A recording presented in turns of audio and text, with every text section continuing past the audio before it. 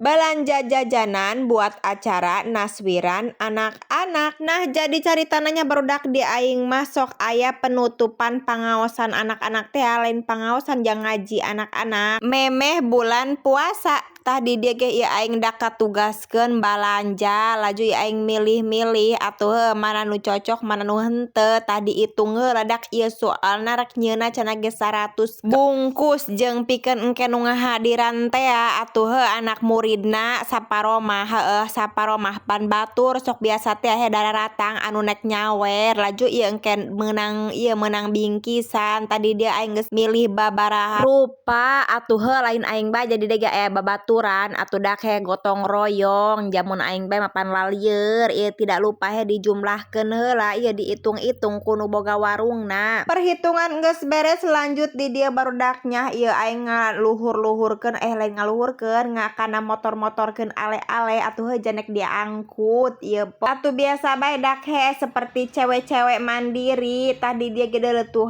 ditumpukeun dak tidak lupa anak aing he dibawa ulah ditunda bisi leungit atuh pan ieu harta berharga, harta yang paling berharga. Singkat cerita di dia aing geus datang nya dak atuh teu di dia ge aya guru ngaji na biasa mantuan ngeun ieu ku aing dak cik aing mah genteng nya ja aing ge bisa keneh ieu jeung babaturan aing lobaan sih lain aing bae ai guru ngaji mah geus cicing bae heula terima beres aja atuh dak heja eta guru ngaji pan kulieur ngurus-ngurus anak murid bae ge ulah ngurusan nu kieu ja anak murid pan loba muluh.